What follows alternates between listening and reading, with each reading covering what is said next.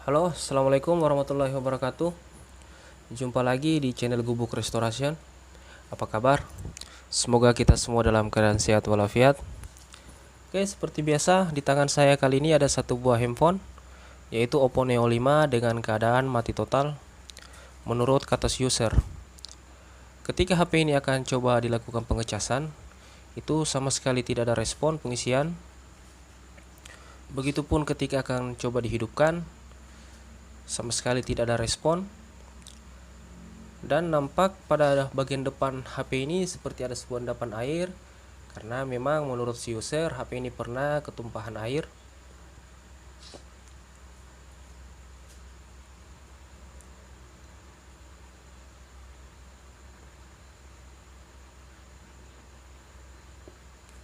Oke, kita akan bongkar saja HP-nya untuk mengecek keadaan mesin pada HP ini. Kemudian kita akan berpikir langkah apa yang akan kita ambil untuk menyelesaikan kasus pada HP yang mati total seperti ini. Oke, saya percepat saja videonya karena proses pembukaan baut pada HP ini cukup memakan waktu. Simak terus videonya sampai dengan selesai.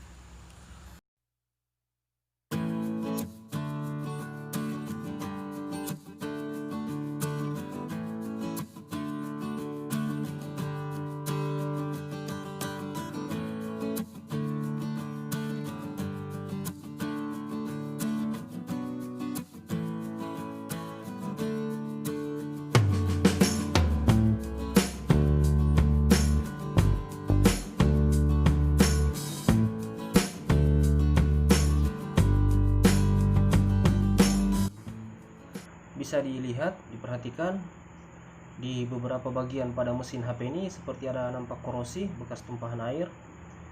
Itu ada di bagian jalur test point, bagian kaleng penutup, sama di bagian jalur ground. Dan kemudian di sini juga saya menemukan seperti ada sesuatu yang putus, yaitu di bagian fleksibel konektor cas. Coba kita angkat dulu. Dan nampak memang konektor cas ini putus. Mungkin inilah penyebabnya sehingga pengisian baterai pada HP ini tidak berjalan. Itu diakibatkan oleh putusnya konektor cas pada fleksibel. Oke, kita akan coba cabut baterainya, lalu kemudian kita akan coba mengukur tegangan yang ada pada baterai ini. Apakah baterai ini masih menyimpan volt DC atau memang benar-benar kosong. Kita siapkan avometernya, lalu kemudian selektor kita arahkan ke DC kali 10. Kita cek. Seharusnya di sini angka atau nilai pada baterai ini yaitu sekitar 3, sekian volt atau mungkin di bawah 3. Dan nampak tidak ada pergerakan sama sekali pada jarum avometer. Berarti menandakan HP ini atau baterai ini memang dalam keadaan kosong, tidak ada volt DC sama sekali. Oke, kita lanjut ke bagian mesinnya. Kita akan coba cek bagian jalur vibat sama jalur ground apakah terjadi korsleting atau short, karena HP ini katanya pernah tertumpah air. Kita cek dulu. Di sini tidak ada pergerakan sama sekali. Seharusnya selektornya kita arahkan ke kali 1 bagian ohm. Oke, kita gunakan skala 1. Kemudian kita ukur kembali. Dan di sini nampak ada pergerakan dari jarum, nilai hambatan dalam pada HP. Kemudian kita coba balik jarumnya. Nah, di sini tidak ada pergerakan sama sekali, berarti menandakan HP dalam keadaan normal. Jika kita balik probe avometer ada pergerakan, berarti itu menandakan HP ini dalam keadaan short. Oke, keadaan mesin kita sudah cek, tidak terjadi sesuatu. Sekarang kita cabut saja dulu soket-soket komponen yang ada pada mesin HP ini untuk melakukan pengecekan pada power supply.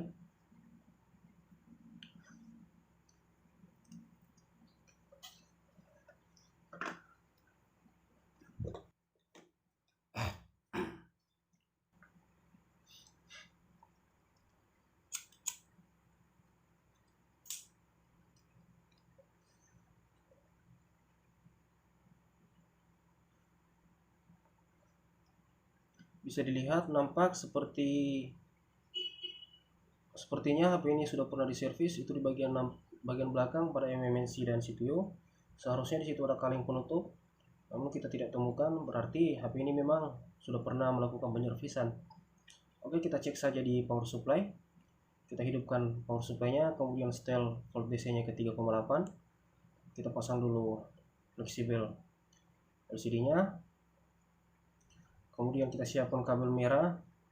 Dan jangan lupa untuk mencegah adanya korsleting, kita siapkan tisu di bagian bawah mesin pada HP. Oke, probe merahnya kita arahkan ke bagian kutub positif pada mesin. Kemudian probe hitamnya kita arahkan ke bagian jalur ground pada mesin. Kita letakkan saja di tembaga yang tebal, itu adalah bagian jalur ground. Lalu kita coba jumper bagian pin powernya. Semoga HP ini baik-baik saja menandakan adanya pergerakan ampere. Bisa dilihat ada pergerakan ampere 0,11 mA 10. Kita akan lihat sampai di mana.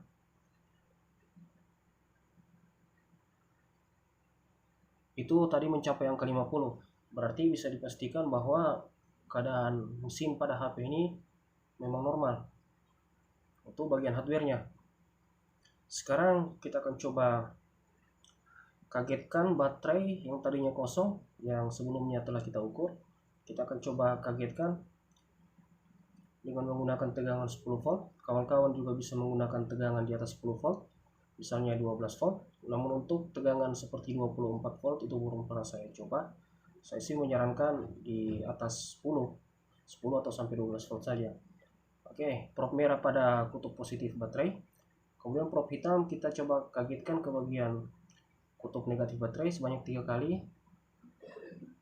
Lalu kemudian kita cabut kabel probe-nya.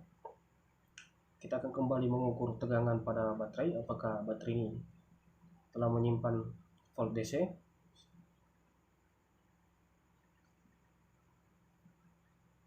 Jarum belum bergerak.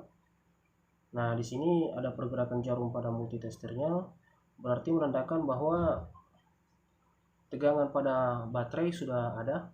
Nah, sekarang langkah selanjutnya kita akan coba mengisi langsung atau menyuplai langsung tegangan DC pada baterai dengan cara tegangan volt pada power supply kita arahkan ke 0 dulu.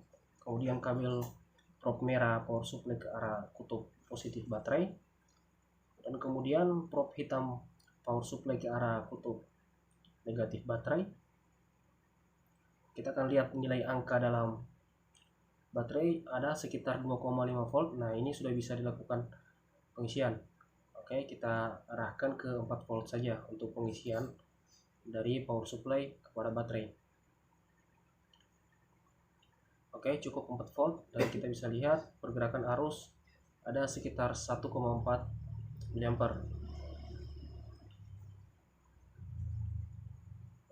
Oke, kita letakkan saja baterainya, kemudian kita akan masuk ke pengerjaan yang lain.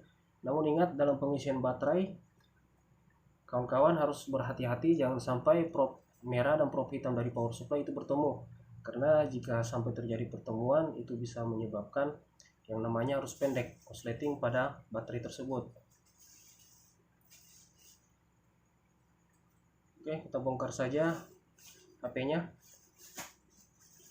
Sini kita cabut dulu fleksibel pada HP ini.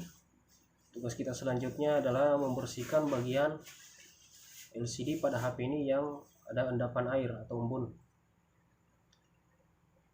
Saran buat kawan-kawan pemula, jika melakukan pencabutan atau pencopotan LCD pada HP itu diwajibkan untuk berhati-hati, karena masing-masing HP itu memiliki fleksibel LCD, ada di bagian sisi kiri dan kanan, ada bagian sisi atas dan bawah. Nah, untuk melakukan pencabutan minimal kita fokus dulu ke bagian fleksibelnya, itu ada di bagian mana, agar tidak terjadi kesalahan yang fatal. Di sini saya mencoba membuka fleksibelnya dengan menggunakan blower untuk melelehkan lem yang ada pada LCD dan tulang pada HP. Setelah itu kita coba putuskan bagian-bagian lemnya dengan cara kita iris menggunakan plastik yang tipis.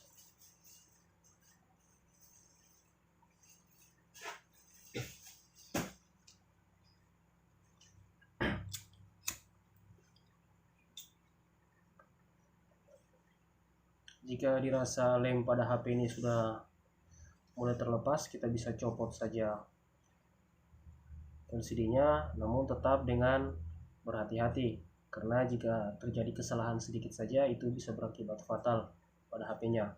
Apalagi sampai HP orang itu rusak, itu bisa menjadi masalah yang besar. Nah, di sini saya sudah berhasil mencabut, itu ada di bagian fleksibel atas sama fleksibel bawah. Jadi diharap kawan-kawan tetap berhati-hati buat teman-teman pemula dalam mengerjakan kasus, apalagi pergantian LCD pada HP. Sekarang kita akan coba pisahkan dulu bagian LCD dan touchscreen. Kita akan coba membersihkan bagian dalam pada LCD ini yang ada endapan airnya. Kita pisahkan dulu.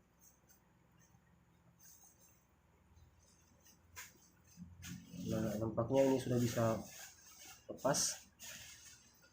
Bisa kita perhatikan itu di bagian LCD-nya seperti ada embun bekas air.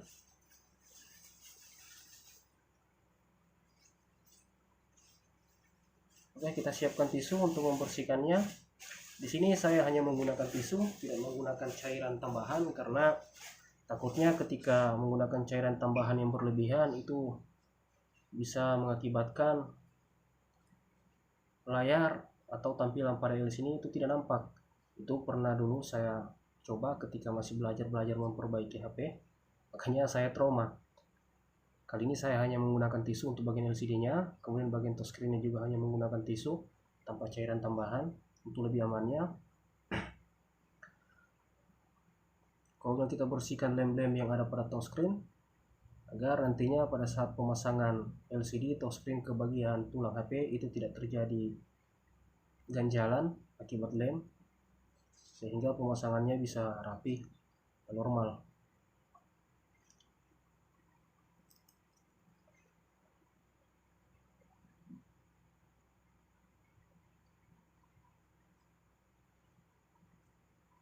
Buat teman-teman pemula,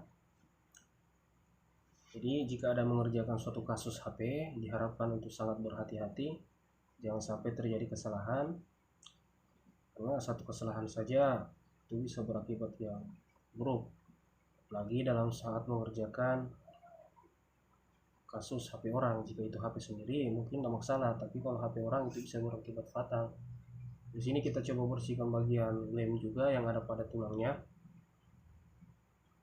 Ini lem-lem bekas LCD, karena memang HP ini sudah pernah melakukan servis. Itu di bagian mesinnya, ada bagian LCD seperti sudah pernah diganti, karena nampak jelas ada bagian lem-lem yang bukan ori bawaan pabrik lagi. Nah, untuk pembersihan bagian mesin pada HP ini saya menggunakan thinner, itu untuk menghilangkan korosi atau karatan yang ada pada HP. Setelah selesai kita bersihkan semua, kita akan coba satukan kembali antara LCD dan touchscreen-nya. Saya menyatukan ini tanpa menggunakan lem sama sekali. Kemudian kita coba pasangkan mesin dan LCD-nya. Soket touchscreen-nya kita pasang. Kemudian jangan lupa soket LCD-nya.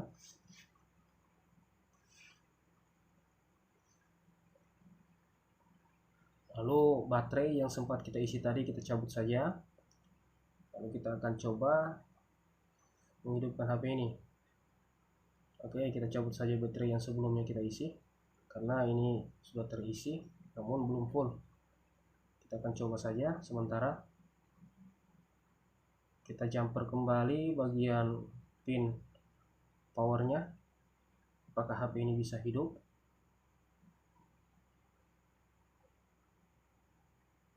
Ya, bisa dilihat HP ini kembali hidup, sedang melakukan booting. Semoga saja booting ini bisa berhasil, bukan mentok di logo, karena jika mentok di logo ini bisa jadi pekerjaan yang panjang lagi.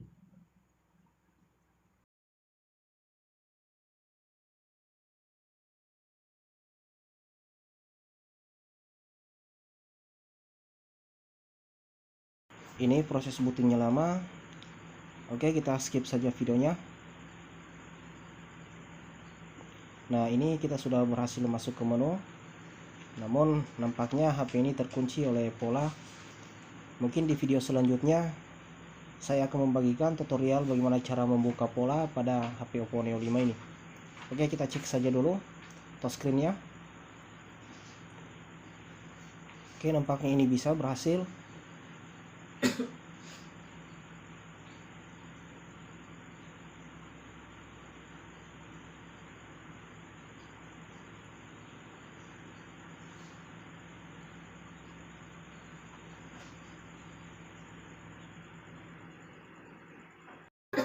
Oke, sekarang kita pisahkan saja kembali baterai, mesin, dan LCD-nya. Kita akan coba pasangkan kembali pada tulang HP ini.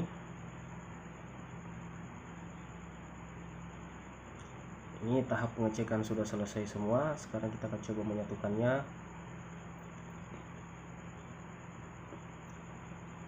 Nah, di sini karena HP ini tidak memiliki power, mumpung di meja saya masih ada satu power yang tersisa, yaitu power bekas dari servisan lama.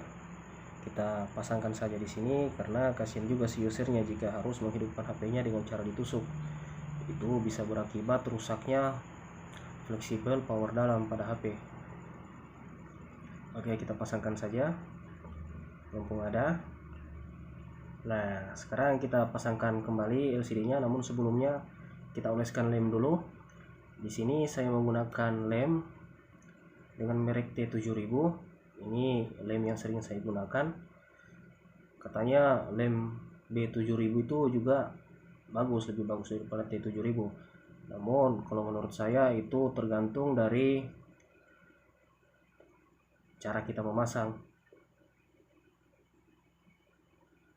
Oke, di sini kita pasangkan LCD-nya. Jangan lupa fleksibel bawah LCD dan fleksibel atasnya itu harus masuk. Tetap hati-hati, pelan-pelan, jangan sampai ada kesalahan. Jangan sampai fleksibelnya putus, jangan sampai LCD-nya terjatuh. Pokoknya tetap hati-hati, jangan sampai ada kesalahan. Ya, itu saja pokoknya. Dalam setiap mengerjakan kasus, tetap hati-hati, pelan-pelan, tetap waspada.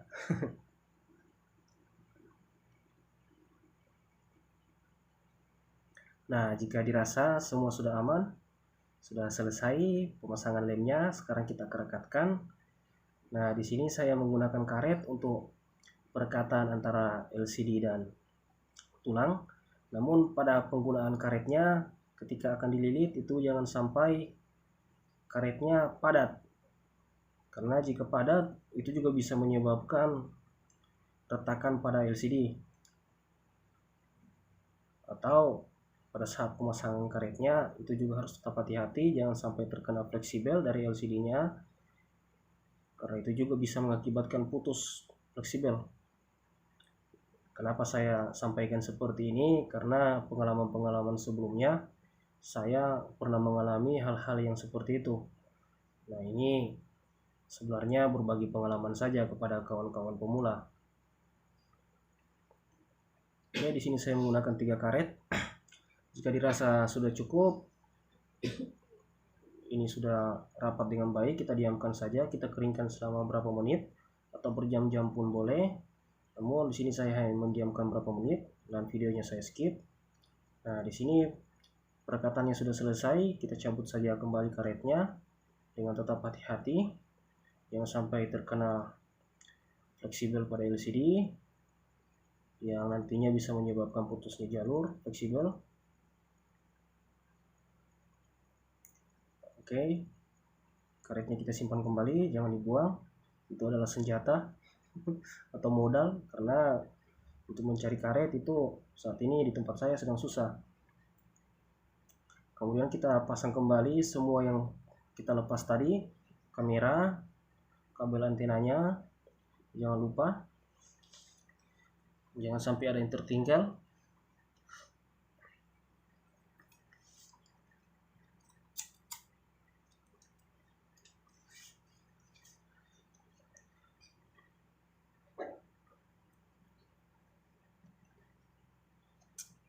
Kemudian kita presisikan mesin HP-nya pada bagian tulang.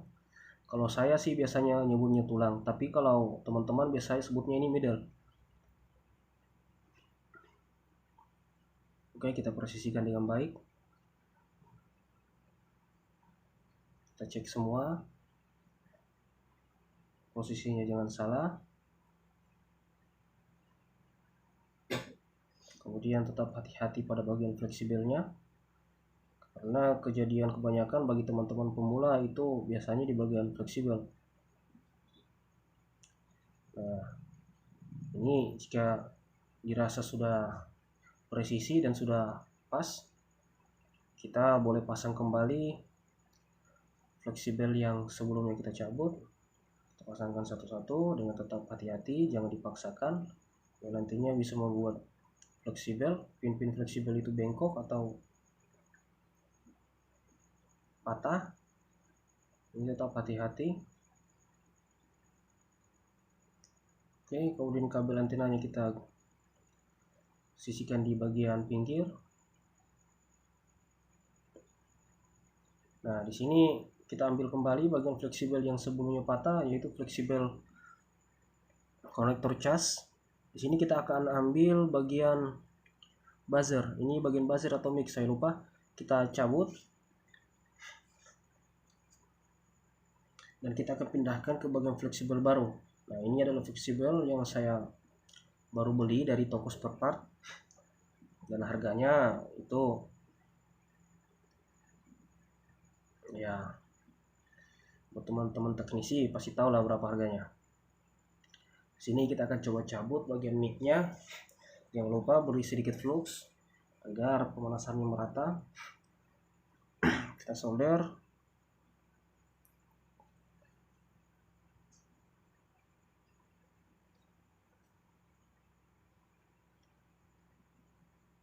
Oke, jika sudah tercabut, bisa dilihat ini sudah copot dari fleksibel lama. Oke, kita simpan saja fleksibel sebelumnya. Nah, di sini kita akan pasang kembali pada fleksibel baru. Namun pada proses pemasangannya ikuti petunjuk yang ada pada fleksibel. Di situ biasanya ada tanda antara ground dan positif. Namun bagi kawan-kawan yang belum memahami jalur ground dan positif pada komponen, itu bisa dilakukan dengan cara pengukuran menggunakan multitester. Namun kawan-kawan juga bisa dengan melihat keadaan kabel pada komponen. Biasanya kabel merah itu selalu menandakan jalur positif, dan selain merah itu menandakan jalur negatif. Namun bagaimana jika keadaan dua kabel itu sama-sama hitam? Nah, kalau untuk keadaan dua kabel sama-sama hitam, itu biasanya di satu kabel akan ada strap putih atau strap warna lain. Nah, itu bisa jadi adalah jalur positif. Itu biasa saya temukan di perangkat-perangkat elektronik pada saat pembongkaran. Namun untuk lebih bagusnya saya sarankan kita menggunakan avometer, karena jika menduga-duga seperti itu ya takutnya ada kesalahan. Oke, ini fleksibel, pemasangan pada fleksibelnya sudah selesai. Kita bersihkan saja sisa-sisa flux yang masih ada pada sisa solderan tadi. Kemudian jangan lupa mic-nya kita rekatkan ke bagian belakang pada fleksibel.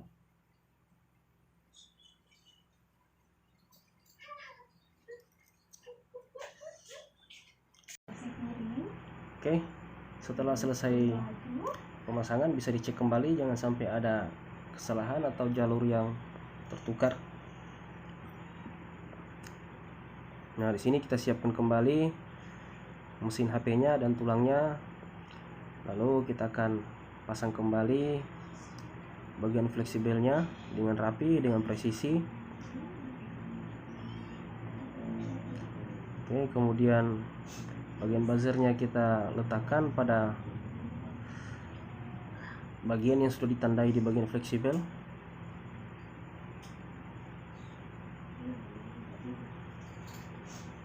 Jangan lupa soketnya kita rekatkan.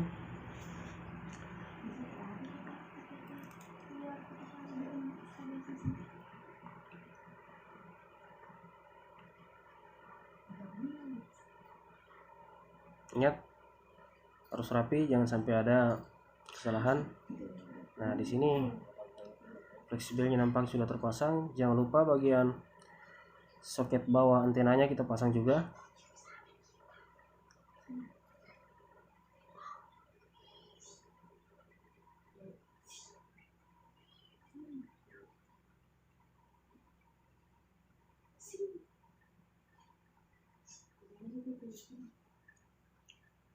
Jika dirasa sudah terpasang dengan baik, kita akan coba pasang kembali baterai HP ini.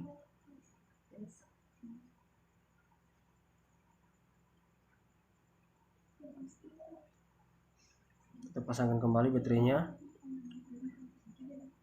pasang soketnya, namun tetap berhati-hati. Oke, jika sudah terpasang, kita akan pasang kembali tutup belakangnya, tutup mesin. Namun sebelumnya bersihkan terlebih dahulu bagian-bagian yang mungkin masih ada sisa fluxnya di bagian kamera, perhatikan. Atau mungkin ada sisa-sisa keringat yang bisa membuat kameranya blur. Oke, kita pasang dengan pelan-pelan saja, tetap hati-hati. Jangan dipaksakan jika tidak bisa merekat dengan baik.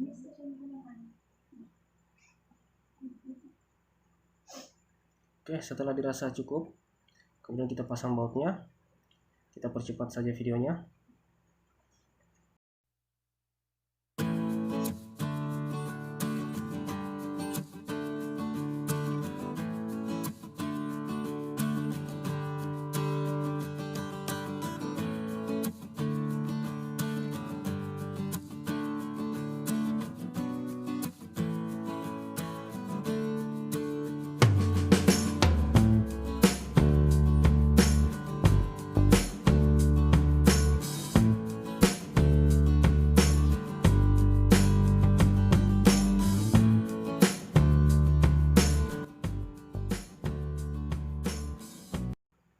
Oke, jika dirasa sudah cukup, kita pasang juga back casingnya.